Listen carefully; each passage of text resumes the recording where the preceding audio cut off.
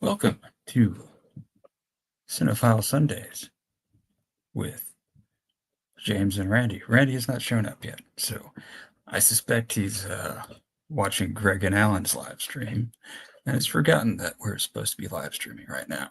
So if you're watching, give me a little comment. Let me know you're here, and maybe you can be my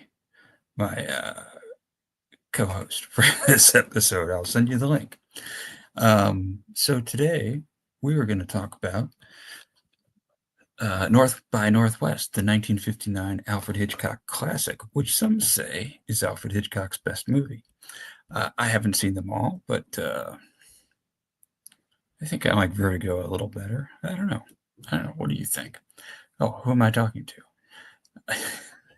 Oh, hi, Patricia. Thank you. I have this is a new computer that I'm doing this on. And so I'm also flying solo here. So I don't know quite how to pitch my energy. I don't have anyone to work off of. Randy is, as you can imagine, quite a good foil to have. I just don't know where he is. So anyway, I hope he shows up, because me just riffing for an hour is going to be weird and awkward. I already made a 30-minute ramble this afternoon that'll go live tomorrow. But yeah, so North by Northwest. I just watched the trailer for it. I mean, I watched the whole movie the other day, but just before joining this, I watched the trailer, which is on it's on IMDb, and it's really something, because it's Alfred Hitchcock, making these old jokes about his movie and inviting you to take a vacation from all your troubles by watching his movie North by Northwest, which made me chuckle a bit, because that's if you've seen the movie What About Bob, this is a prescription that Richard Dreyfuss's character writes for Bill Murray. Take a vacation from your troubles, or a vacation from your problems, I think. Anyway, yeah. Let's see. So I guess a brief review of the plot of North by Northwest. If you're watching, by the way, I don't know where Randy is, so it's just me so far. But drop a comment, let me know you're here. And if you're Randy and you're watching me, not funny. Let's see. So there is an advertising man named Roger Thornhill. We first meet him coming out of he's descending the elevator, I think, with his secretary in tow. He's on his way to the Plaza Hotel to meet some Madison Avenue cronies for drinks, and he's talking to his secretary and telling her to send gifts to various people. And oh, hold on a second, let's see what this is.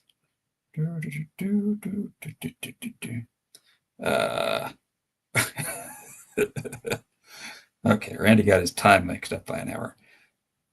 Yeah, I'm in the stream now.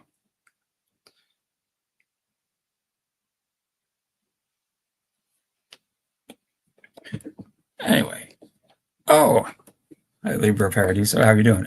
Randy just texted me that he got the time a bit mixed up, and I think he's going to be joining momentarily.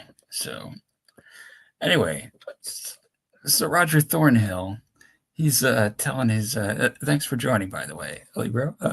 He's telling his secretary to send a box of chocolates to one of his lady friends or something. We later learned that Roger Thornhill has been married and divorced twice already. We also learned that after his visit to the Plaza to have some cocktails with his Madison Avenue cronies, that he's planning to have dinner at the 21 Club, and then go see a show at the Winter Garden Theater. So he's doing a whole tour of these like iconic, rather hoity-toity Manhattan establishments, all of which, and this is interesting, all of which still exist, are still going concerns, and none of which I have ever been to. But, I mean, I've walked past all these places, but and the Winter Garden Theater, where he has tickets to see a show with his mother, was for many years. People in the New York area will know the home of Cats, the musical Cats, now and forever at the Winter Garden Theater, although it closed. So I guess they were a little premature with the forever. Bro, yeah, no, Randy would have, yeah, I don't know. Maybe he would have shown up for Bring It On. I'm not sure. He says he's showing up. So, and the Plaza Hotel, of course, where he's having drinks, was briefly owned by, you know who, but and the 21 Club was a favorite restaurant of you know who. Never been there. Anyway, but he's interrupted. He does not get to go and have dinner with his mother at the 21 Club or to see the show at the Winter Garden Theater because, in a case of mistaken identity, he is abducted by two men who seem to think that he is George Kaplan. He's hustled into a car waiting outside at gunpoint and driven out. Well, first of all, he, of course, tries to escape by the clever ruse of diving for the door to try and open the door. But as he observed, they locked it. These are clever goons. Anyway, so they drive him out to a stately home in Glen Cove, Long Island. We learn now. Here's something interesting. Later on in this film, we're going to learn that it takes place in late November. He has left work, presumably about 5 o'clock, and it's light out.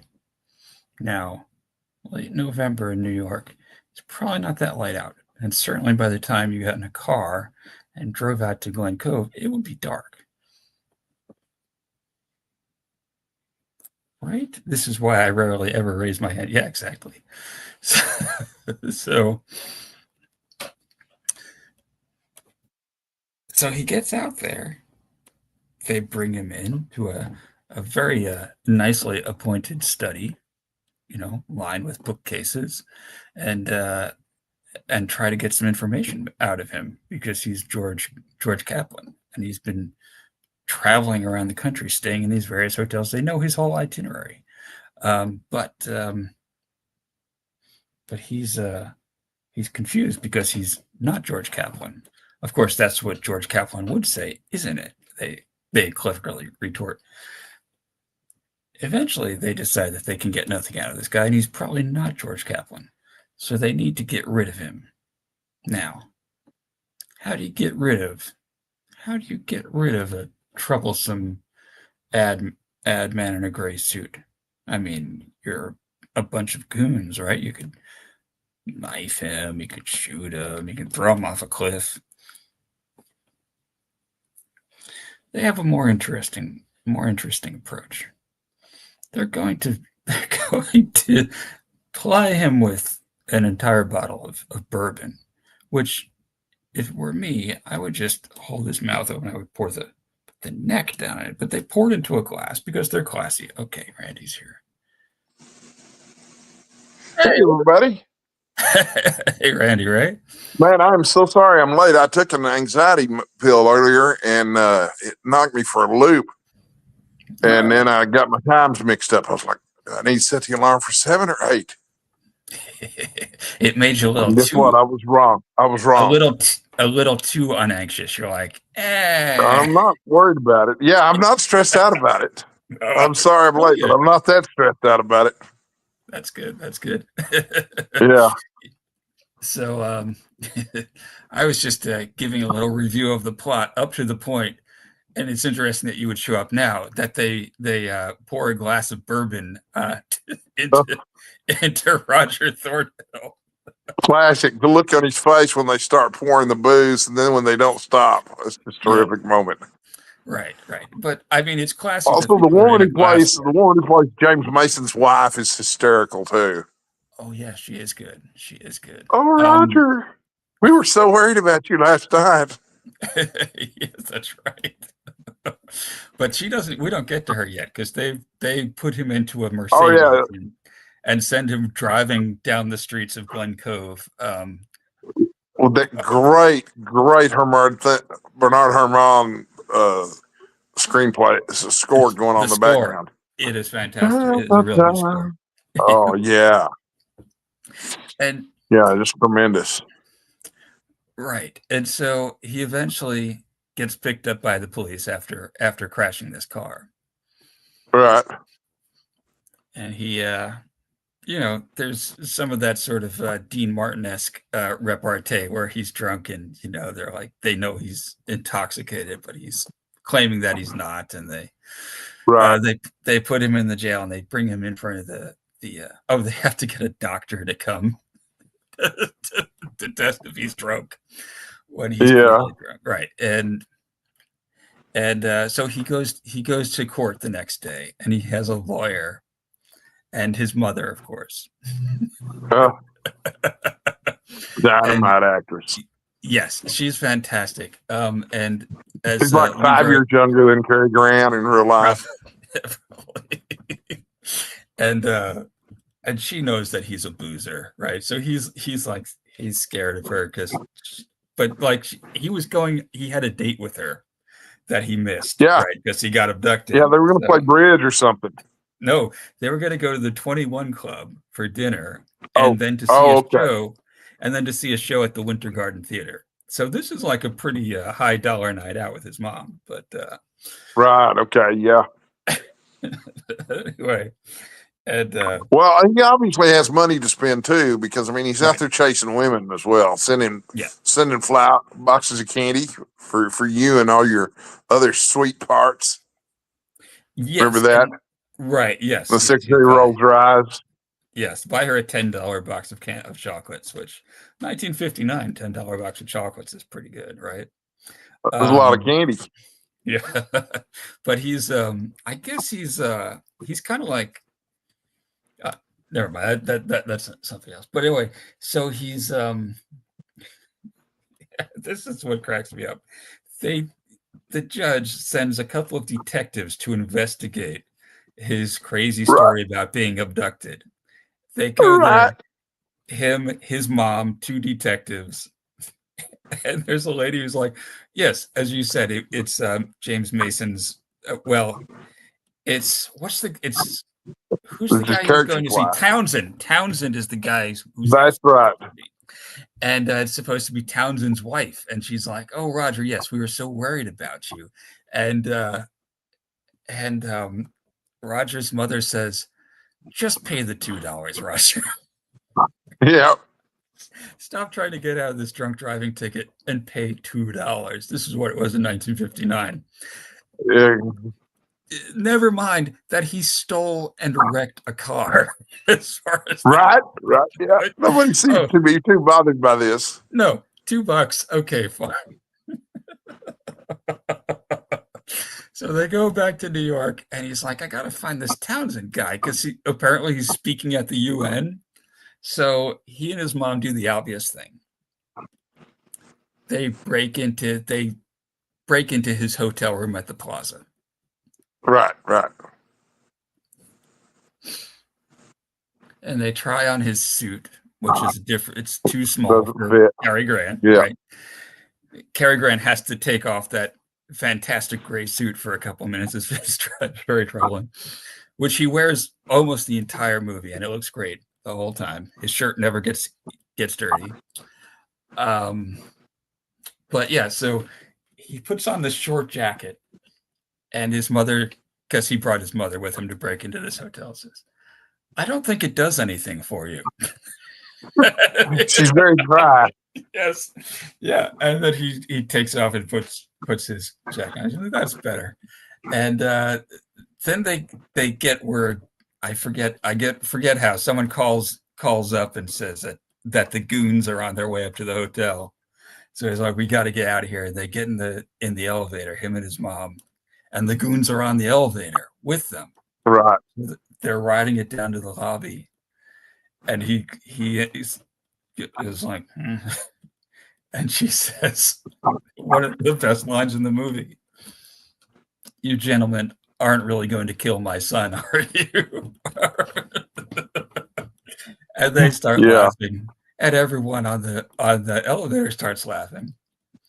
So then when the doors open in the lobby, he just bolts out of there. He's like, I got to get out of here. Here's my chance, right? Everyone's distracted. Yeah. He goes. What happens to his mom? He just leaves his mom.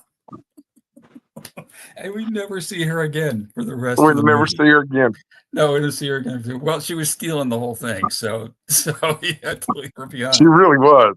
Yeah, she's only on screen for like 10 minutes or something. But right. But so we've got this other person who is apparently not who is supposed to be, right? We've got Roger Thornhill, who I think is George Kaplan.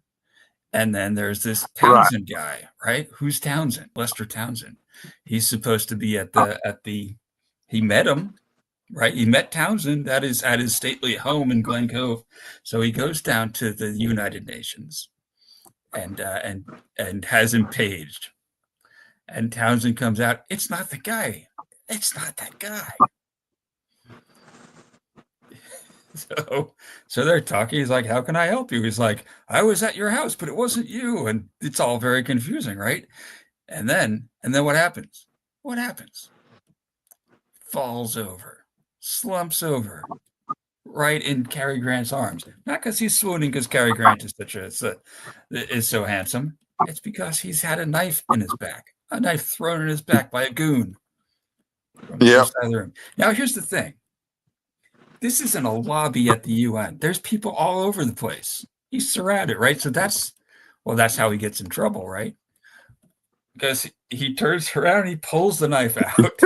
And there happens to be a newspaper cameraman right there. Just to capture the shot. Well, Cary Grant looking startled and a gun in his hand. He's got a knife. So great. Right, yes. Now, this is another, okay. This is a movie filled with goons who have very Baroque ideas of how to kill people that just don't make any sense at all, right? You want to kill someone, you get them drunk and put them in a stolen car. There's no, how do you know he's not going to roll into a bush and just fall asleep there? And in the morning, he'll wake up and wander. And if you're going to kill a guy with a thrown knife, you know how hard it is to do that? You're an American man. You've tried to throw a knife into a log or something to get it to go in just the right way. Not to mention that you're in a lobby filled with dozens of witnesses who aren't going to see. Oh, by the way. Anyway. But we haven't gotten to the most Baroque attempt of murdering someone, which is well known and will come up. Randy, have you seen this movie before? North by Northwest? Yeah. I saw it the first time when I was in college, but yeah, I've seen it dozens of times. Oh, wow. Okay. Yeah, it's a favorite of mine. This is the second. This is viewing number 2 for me, and it's real good. But man, it holds up really well. It holds up really. It really does. But the plot holes. There are so many things that just make no sense about this movie. It's all about plot and panache and style, and it is about style. It is about style and paranoia and confusion ultimately. So probably identity confusion was a big thing for Alfred Hitchcock apparently throughout his life.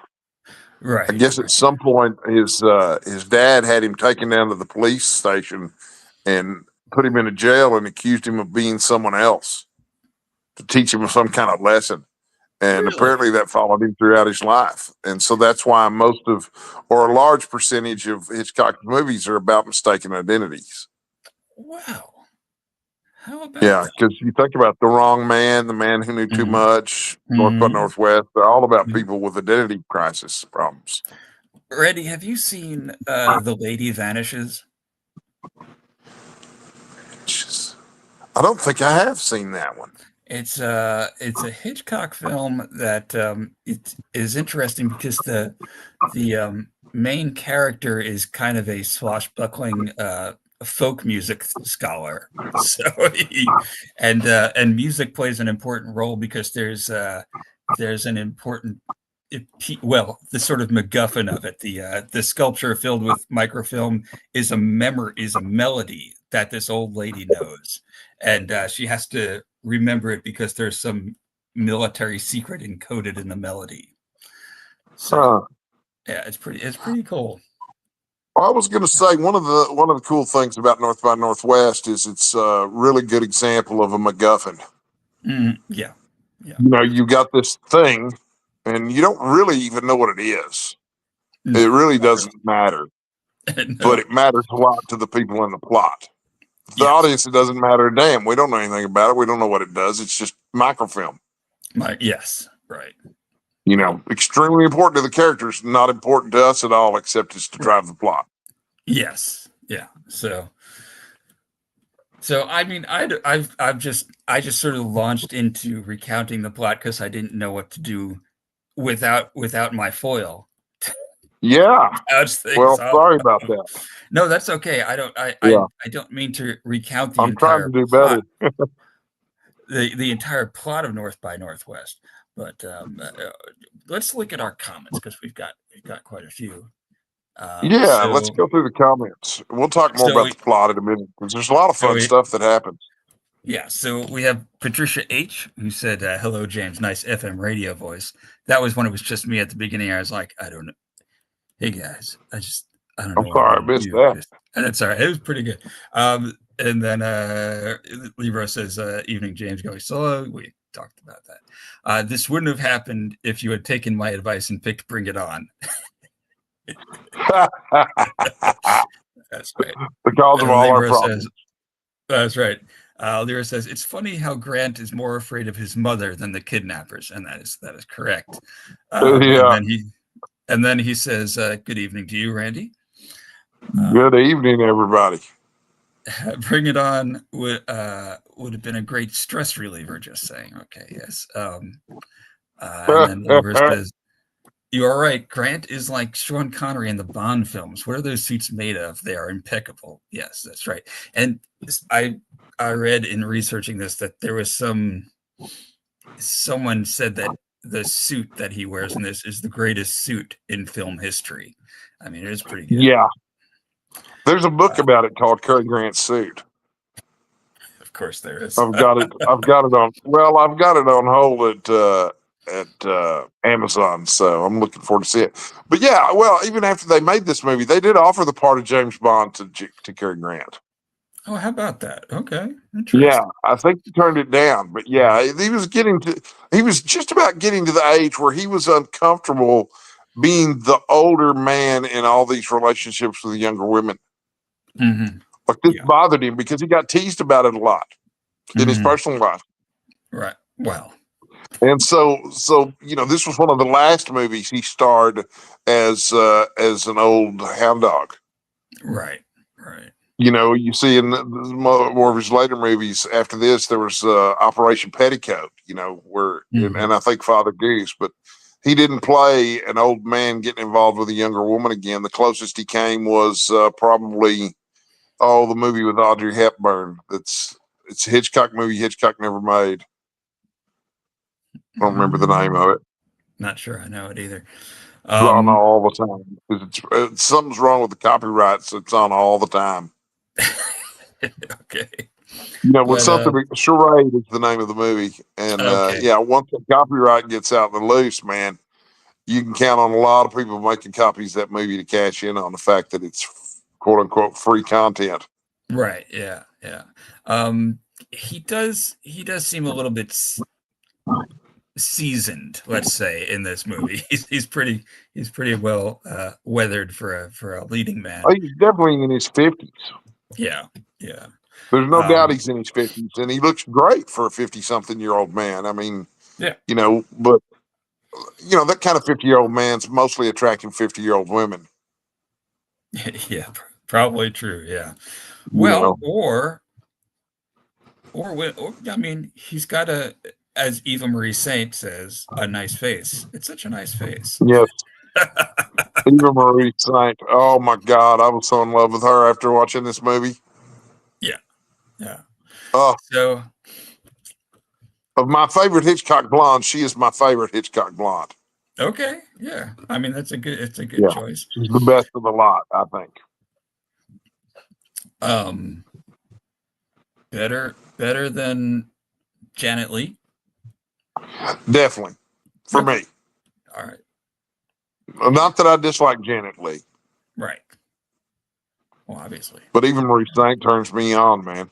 She went on to play Maddie Hayes' mother on the TV show Moonlighting. I did not know that. I Yeah, remember. Paul Sorvino was in it too, Oh, okay, all right. as Dave's father. Oh, okay. Well, that's They, interesting. they did All a right. lot of interesting stuff on Moonlighting because Mm-hmm. Moonlighting and the other show that did this a lot too, and Remington Steele, were both Mm-hmm. clearly made by fans of classic film, classic Yeah, cinema. yeah. And it was funny. I read an interview one time with the director about how he got such great scenes of Dave and Maddie in bed together. Why Mm-hmm. those scenes always look so good. And it turns out the trick to filming those scenes is that they never lie down. They're actually standing up in front of a mattress. That's pretty Yeah. good.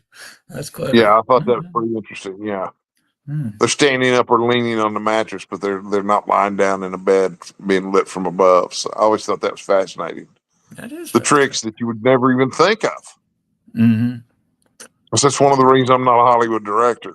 All right, all right, I'd all right, make a Randy. great producer, though. I've got all kinds of ideas. Well, you're getting some pushback in the comments section here. Oh, I'm Uh, sure. so Libra says is calling us out for our ageism. He's offended as one who dates younger women. That we are, and then he says, Eve Marie Saint better than Grace Kelly. Okay, there you go. Rear Window. I think Rear Window, for me, probably my favorite Hitchcock. But Rear Window is a great movie. and then David Novak from the great channel David Reads Poetry comes in with Kim Novak from Vertigo. Kim Novak's a great beauty. She only made 2 films with Hitchcock Mm-hmm. Yeah. All right. because he picked on her too much. Did he? Hmm. Yeah, What? well, according to her memoir, he was absolutely brutal in terms of torturing her, Oh, okay. having the birds actually attack her and stuff in the movie The Birds. Oh, sure. Uh, Know. I don't know. Some people cannot take a joke. I mean, what can I tell you? Right, right. So you got a little bird damage. What of it? You've made one of the greatest spy movies of all time. That's right. Or actually, that wasn't a spy movie, I don't guess. Yeah, The Birds is great, though. I read it for Halloween this year, and the original short story, is really, really good. Yes. When I I had no idea. when my father locked me underneath a jail and said that I was someone that I'm not, I would have loved to have been attacked by birds instead. How is that? Is that any good? Is that a That's Hitchcock? I great. don't know. It's That's a Sean Connery for sure. I was trying to do Hitchcock. That's when your impersonations are bad when somebody thinks, "Oh, that's a perfect, It's a perfect perfect Sean choice. Connery," and you're over here trying to do Hitchcock. Yeah. Anyway. Yeah, so something wrong with your eyes. Yes, they're sensitive to questions. Uh, Oh, that's good. Yeah. right. So that's when he's at Grand Central Terminal, one of the New York Oh, places that I have been, of course. And he gets on the 20th Century Limited, I think it's called. Anyway, this this train that went from New York to Chicago and was a real train and went overnight. So you would get on in the evening in New York and you'd wake up in the morning in Chicago. So that's why the sleeper cars and the berths and the porters who go around to turn down the beds and all that. So he doesn't have a ticket because through various machinations he has had to get there from the UN, which is actually not far. So he could have done it, and he's trying to. Why is he trying to get on this train? I don't remember, but for some reason he's trying to get on this particular train. Oh gosh, I'm having trouble remembering too. They manipulated him into doing it though. Yeah, and he's being chased by the police on the train, and this mysterious blonde woman, the woman on the train. It was Tippi Hedren in The Birds, not Kim Novak. Okay. Oh, that's right. Tippi Hedren was in The Birds, and then there was another one. She was only in two though. All right. And yeah, so Eva Marie Saint lures him into her car. Is that what happens? She hides him. She helps him evade the police. Yeah, they have dinner, and she hides him from the police. Right. So while he's got a nice face. Because he's got a nice face, right? And there are some interesting parallels, and we talked about this with Manchurian Candidate, where he meets this woman, and it's kind of mysterious, like what she sees in Frank Sinatra's character in Manchurian Candidate. But it's a mysterious blonde woman who is very taken with this sweaty guy who doesn't make eye contact and can't light a cigarette. Right? That she met on a train. Yes, people just go on trains looking to meet people in those days. You wondered, like trying to meet somebody at the grocery store nowadays is. I have to say, the banter between these two, the repartee is, it's really something. It's really forward. I mean, it's not explicit, right? But it's, for the time, this is like really, really kind of edgy, The way that she's coming on scene where they're kissing each other. Yes. And she says something about him having good taste, and he says, "I like your flavor." Yes. While he's kissing her, and then of course the big symbolism is that at the moment when he supposedly consummates their relationship off screen, you see the train going into the tunnel. Oh yeah. That's a spoiler. Oh, sorry, everybody. I didn't realize this was a spoiler-free version. It certainly seems like it's not, but it certainly seems like they consummate it well before the thing with the train at the very end of the movie, because it seems like they do it that night, like the first night that they know each other. That is at the end of the movie. Yeah. Well, I mean, that is in the middle of the movie, the scene with the train going into the tunnel. Is it? I guess. Yeah, it happens during their love scene. Okay, I guess he probably uses it a second time. It's the scene stealer. Yeah, it's right. It's the cut. Yeah. Yes. And then he winds up having to leave the plane in Kansas. Is it? Okay, so they arrive in Chicago, and then she tells him that he has to meet he has to meet someone at the Prairie Stop. He has to get on a bus to Indiana and get off at the Prairie Stop at Route 21, and that he's going to be met there by. Okay, so at this point, she knows that he has been told that she is. Oh God, how does this whole thing work? Because we know that she's working with Townsend, or the person that we think is Townsend, but is actually Van Damme. And but is she? Because she's really not. Because we find out later. Oh, it's my dog. You got double agents, then double agents. Exactly. So she turns out to be a double. And there is so there's a thing that happens somewhere in this part of the movie that kind of explains some things that maybe it'd be better if they weren't explained. Maybe it would work better if it wasn't. But we have a scene at the CIA, FBI, the American Intelligence Agency, it's called, where a bunch of like higher ups are sitting around a table and talking about what's been The going on. old guy with the pipe. The old guy, the professor, right? And the professor. Yeah. And so they're What like, a great character for such a minor character. He's really great. he's really good. But he's like, yeah, there's nothing we can do about this guy. We're just going to follow him around and hope he doesn't get killed, but he probably will. Oh, well.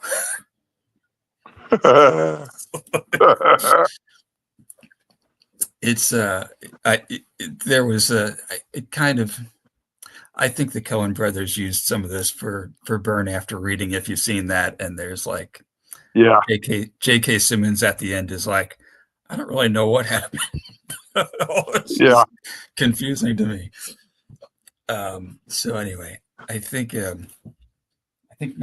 need to take my dog out. So Randy, you're going to be in charge for a little bit here. Oh, okay. I'll be right back. Well, so the dog is going out. Let's see. And I'm supposed to be talking about the great movie North by Northwest. Random facts. North by Northwest, of course, is a quote from Hamlet. I'm sure that everybody watching this already knows that it's a quote from Hamlet, but if you don't, there it is for you. It's actually from the play Hamlet, where Hamlet is, been accused of being mad, and he says, "But I'm mad just north by Northwest," which I guess means doesn't mean. I guess that means he's not really mad at all. But also if I'm not mistaken, I could be way off base on this, but it wasn't unusual for Hitchcock to find a paperback novel somewhere, with a great cover and really cool artwork that was really evocative of something, then buy the rights to it just so that he could have the title and the cover image, because he wasn't going to make the story that was in the book necessarily. And I think North by Northwest might have been one of those, but I could be mistaken about that. I know we've got a room full of commenters here who are willing to correct me on that if they don't mind.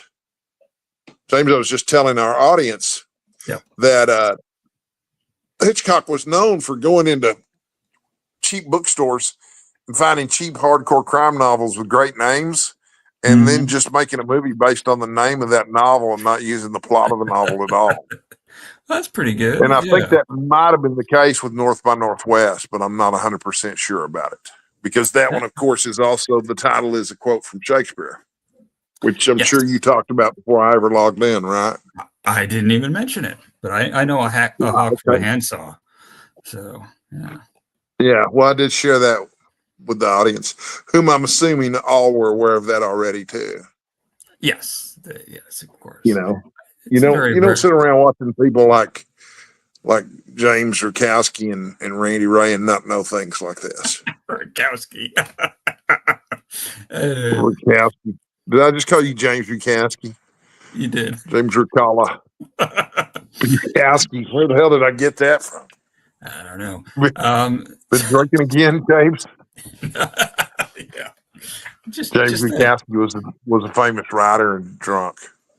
Charles Bukowski was, yeah. Charles Bukowski. Yeah.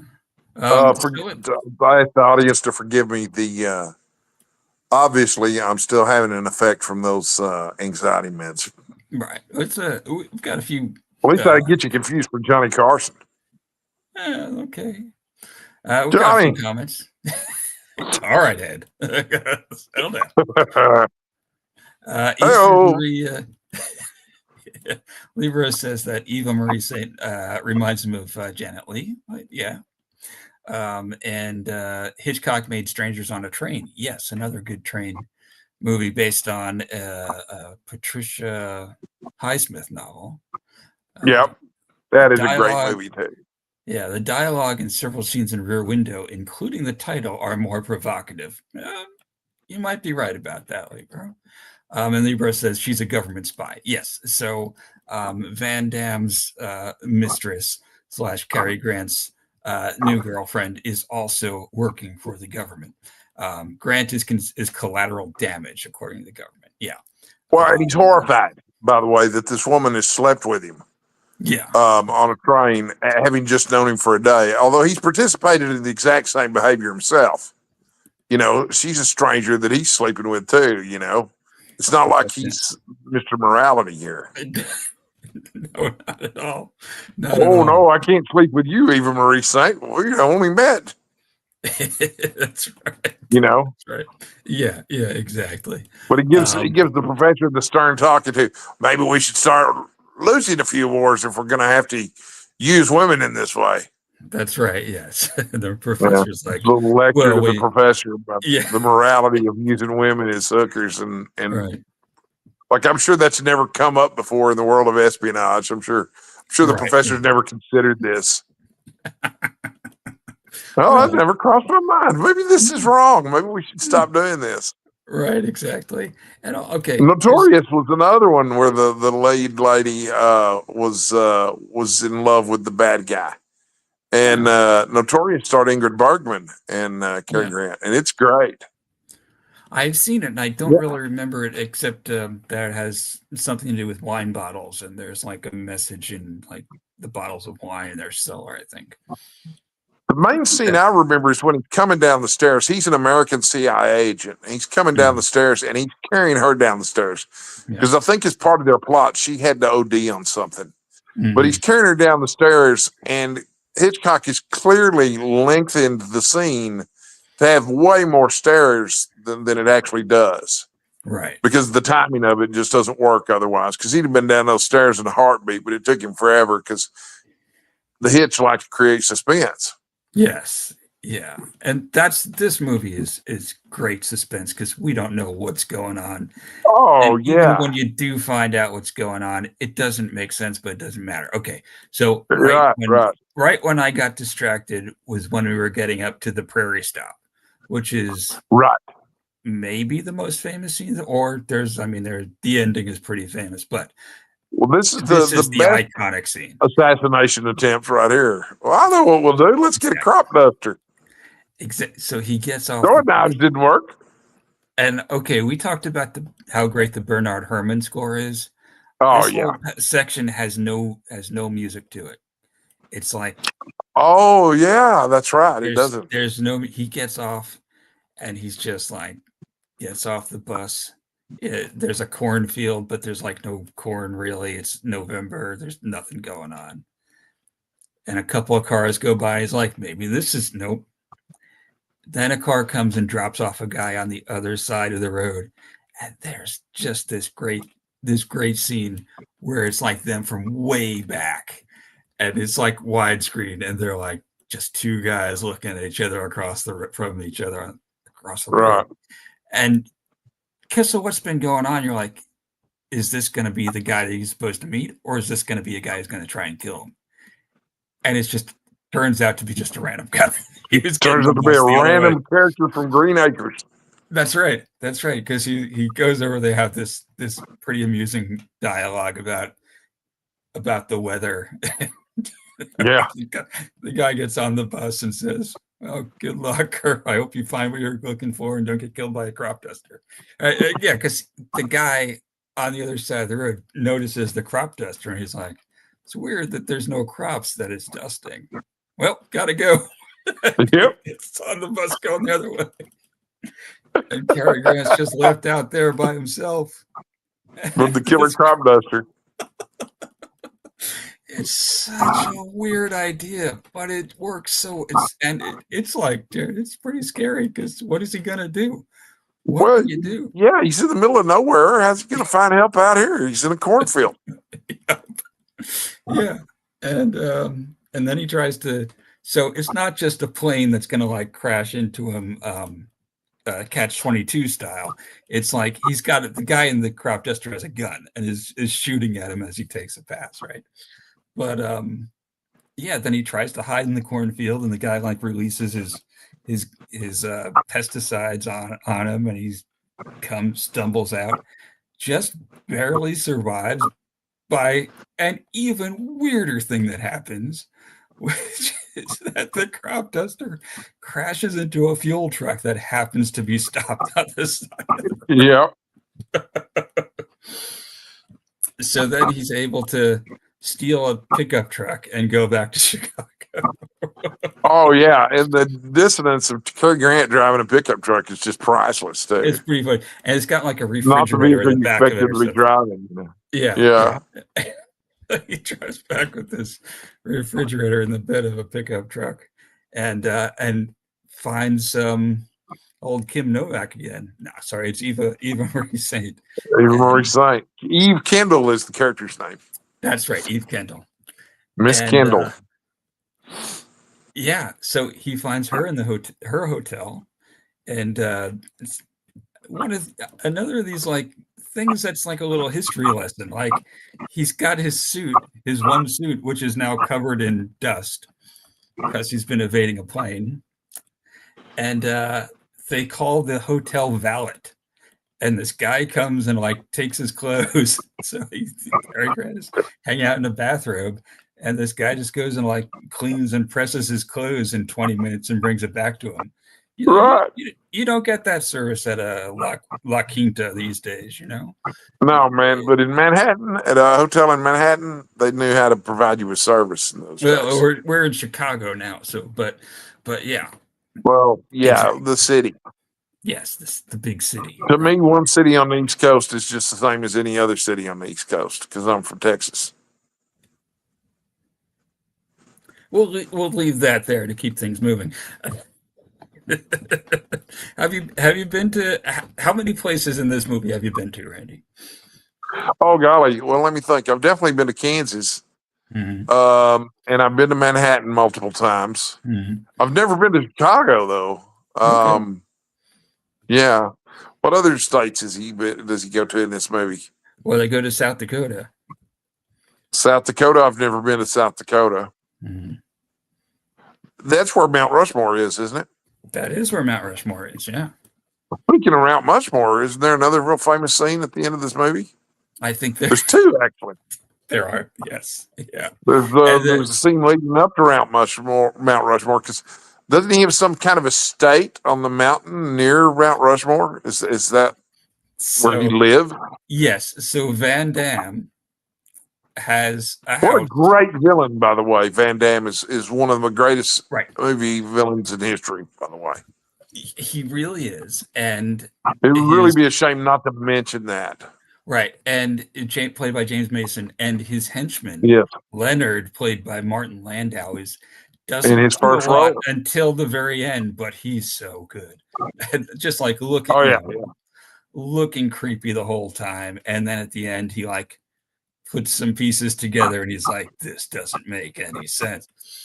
But yeah, so somehow he's mad because he's in love with Van Damme. Right. Call it women's intuition. Yes. Yeah. And through plot machinations we don't need to get into because we don't understand them, they end up at Mount Rushmore. Eve Kendall has hooked up with her boyfriend, Van Damme, and Van Damme's various Barrymore. Yes, Barrymore, yes. And Roger Thornhill has now connected with the professor, who is the head of, or who is an operative, a high-ranking operative in the American Intelligence Agency. And the professor explains what's been going on and tells him that Eve Kendall is not actually working with Van Damme. She's kind of ensorcelled by him. She's a slave to him. He controls her, but she's actually an agent of the American government, right? So she's a triple agent of some kind, and right.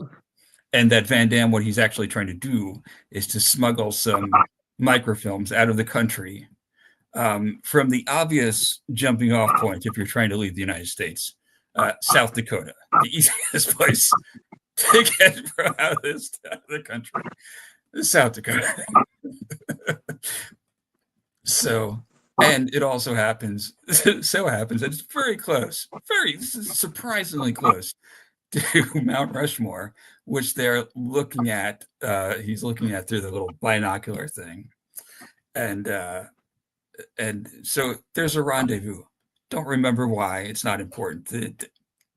But Eve Kendall and Roger Thornhill talk to each other in the restaurant at the visitor center at Mount Rushmore. Oh yeah. And it ends with him trying to get her to come with him, but she pulls out a gun and shoots him twice. Yes. Stone cold dead. Fortunately, the professor is there and renders aid and is like, nope, no hope for him. He's dead. There's no blood, but let's not, So they load him into an ambulance, take him to the hospital, and I forget why exactly the professor convinces Roger Thornhill to that he has to stay in the hospital. What his reasoning for that is, but Roger Thornhill knows that they're going to try and get away with this microfilm, and she's going with him, and she's going with him, and he wants to get her. He wants to get her back. He wants to save her. They want to keep their asset. Right. Yeah. Regardless, the talking to that Cary Grant gave him earlier about needing to lose a few wars if this is how they're going to treat women didn't take. Right, exactly. The professor's still somehow more interested in national security.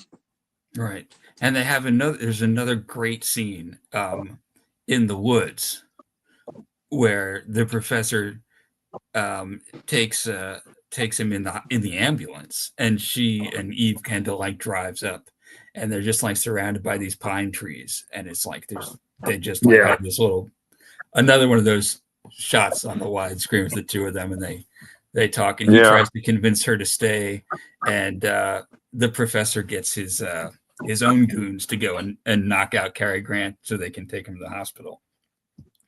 Eve Kendall drives off to be with Van Damme and to make this nighttime escape where they're going to leave with the microfilm.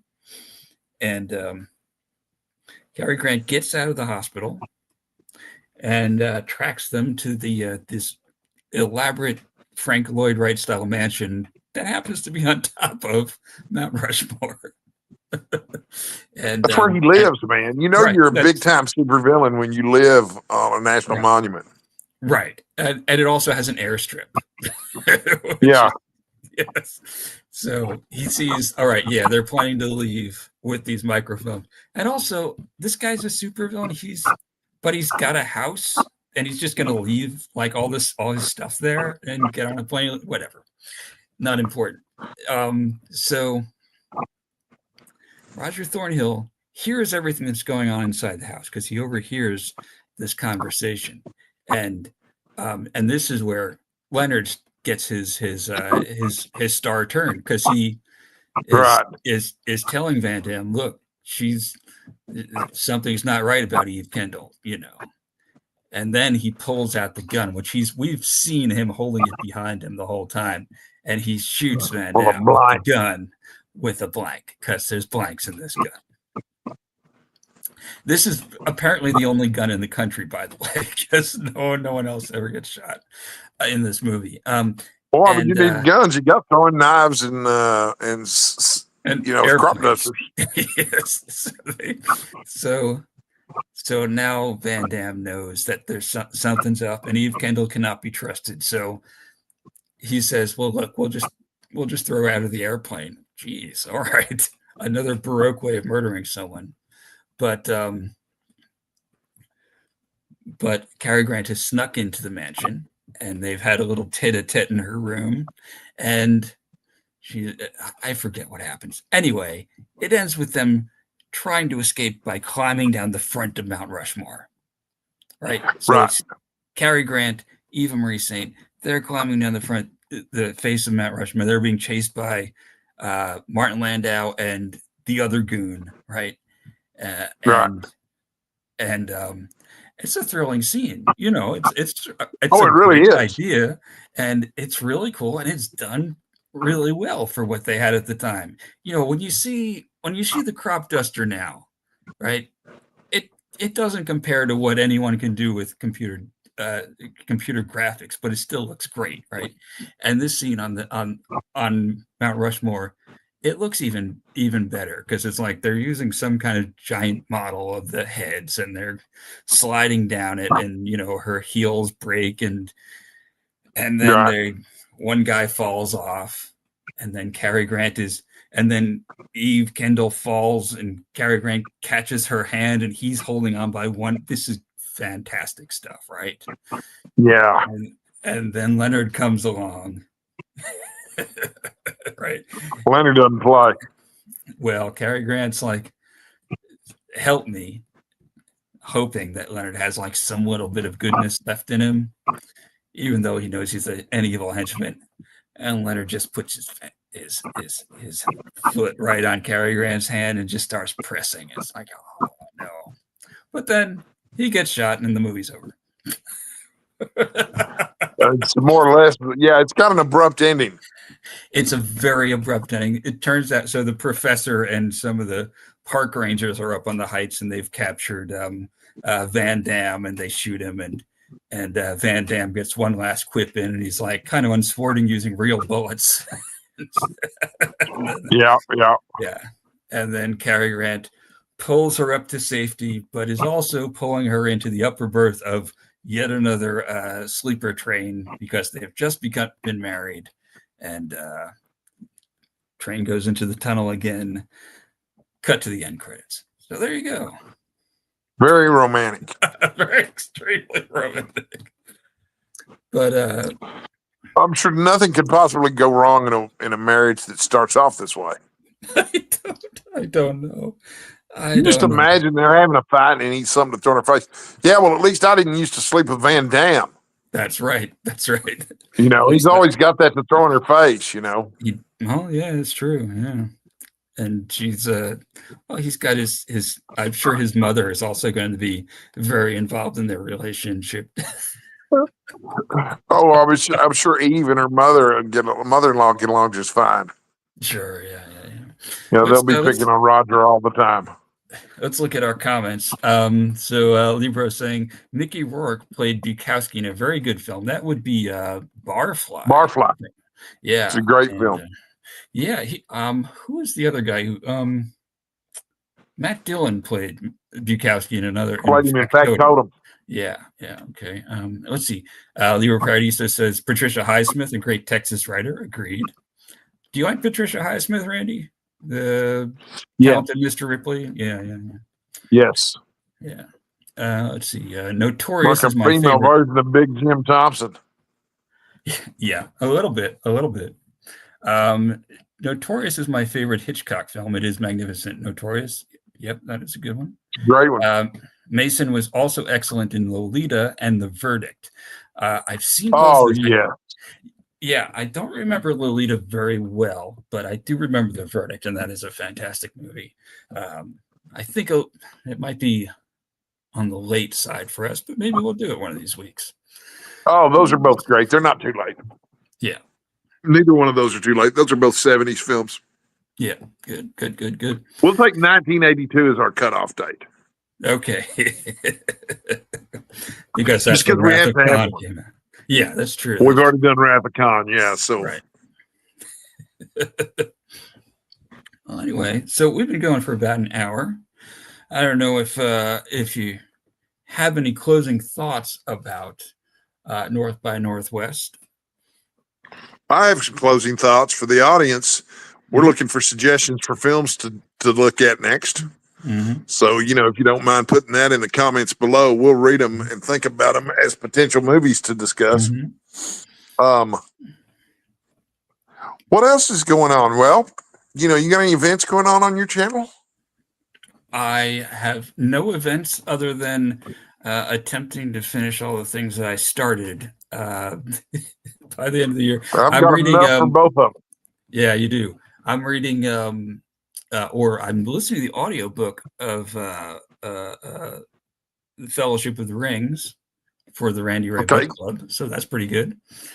And who's narrating the version you're reading? I don't know. It's the one that's on audible.com.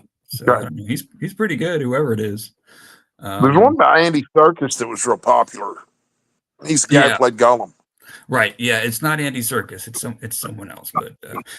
But oh, next the next Cinephile Sundays is coming up in 2 weeks, and we're going to have a guest. We're going to have Libro Paradiso. That's going to be good. Talking about The Big Country. And The Big Country. What a fun one that is. yes, and this is one that I have not seen, so It's a favorite of mine, but I haven't seen it a million times like I've seen these other ones. I've only seen it a couple times. Yeah, so that'll be a good one, and that's on Tubi, and you can watch it for free on Tubi, which Libro Paradiso also told me has a good selection, and I've checked it out, and they do indeed. So, if you're into classic films, for sure. Yeah, especially if you're into classic B movies too. Yeah, which I am. Okay, yeah, and they've got some classic. There's another channel out there that I can recommend called. Now it's expensive, but it's called Criterion, the Criterion channel. Okay. And it's a streaming channel, but they've got a lot of the Criterion movies in there, including the Criterion editions with all the commentaries. Yeah. So yeah, it's a pretty fun channel to subscribe to. If you've got an extra $20 a month laying around and don't know where to spend it, that'd be a good place to spend it. David Novak just watched the Crop Duster scene. Or you can save that money for my upcoming Patreon, which I promise is going to launch this week. Oh, all right. Well, I know no one's ever heard that before, but yeah, it is going to launch this week. The bookmarks have been at the printers. That's why it's taking so long. All right, well, good. Bookmarks are still at the printers. Did you see I launched a couple videos today? I did. I watched one of them. I watched the. Yeah, I took last week off. How you like my new avatar style, my new thumbnails? They're a little better than the uncanny ones that you were doing. So there's that. Right. Yeah. You know my style, Randy. I'm whatever random screenshot gets picked from the middle of the video.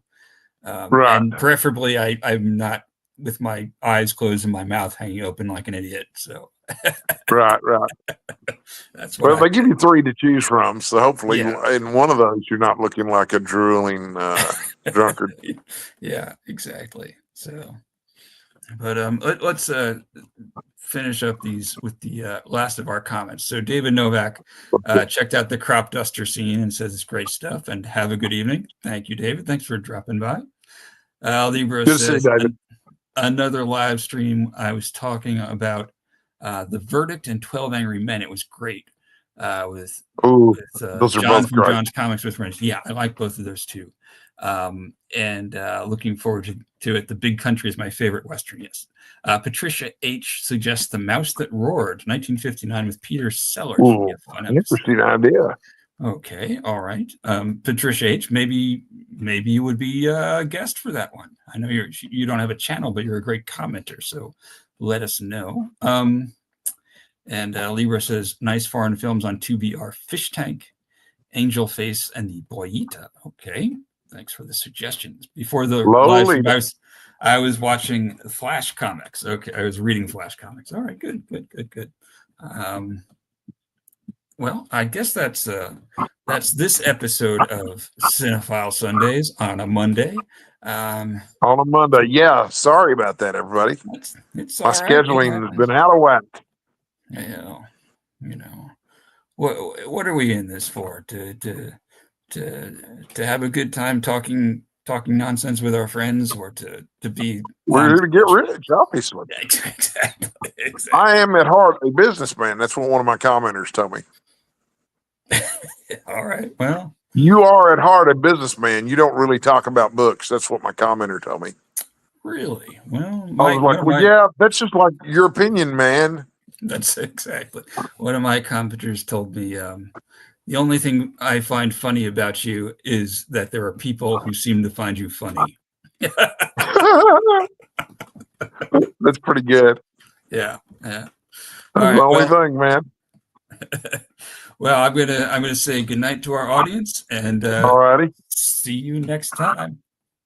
See you next time. This was fun. I enjoyed it. Sure was. Bye now.